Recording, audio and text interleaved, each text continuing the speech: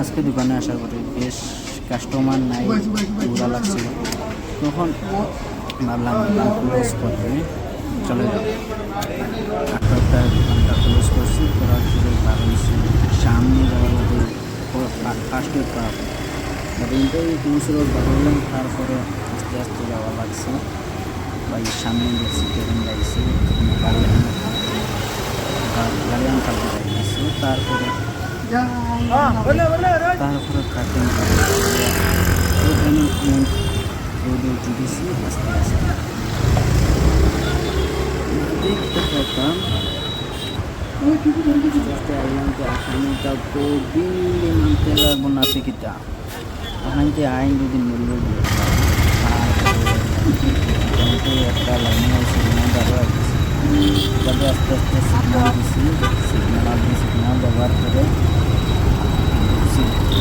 গাড়ি মারিয়ে রাখতে হয়। ঢুকার পরে ও আমরা একটা মানে বালা জায়গাতে জায়গা পাইছি। আবার পরে একটা খুব সুন্দর একটা জলি আছে, তারপরে আমাদের ফোন দিয়েছি দিয়া একটু অটো রাখা তো খেলা একটা মন্দিরও হয়ে গেছে সামনে মিলিয়া। তা অটো বাঙ্গা সঙ্গে অটো মন্দিরও আছে। এখন আসি আশপাশে আসছি দাঁড়াই আছি সামনে এলে আমরা এখানে আসে গাড়ি থামাইয়া সামান সুমান লাগাইছি। নাইনটি দেখবা আমার রুম আছে, পিলা আছে, পিলা রইয়া সব কিছু দেখবা। আস্তে আস্তে গাড়ি সাইড লাগাইয়া নামছিল আমার ঘরে। কিছু সামান আসলো জামাইয়ের মুসলিম থাকি। তারপরে আসলো ইন্টারনেট কিনে দিয়া তারপরে রুমে আসছে।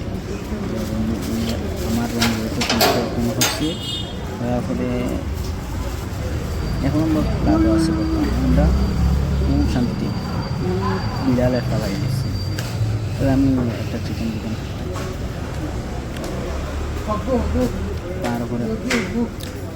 তারপরে আবার এখানে আমার বাবিকে ডাকছিলাম।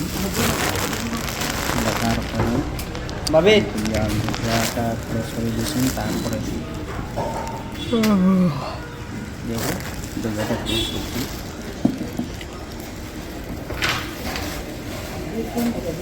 এই দরজাটা ক্লোজ করে দিয়েছেন। এখন ও দেখো আমার রুম, কেমন সুন্দর লাগছিল। আমার বাপি গুছাই রাখছিল। তারপরে শুয়ে গেলাম। হ্যালো গাইজ, আমার চ্যানেল সাবস্ক্রাইব নেই।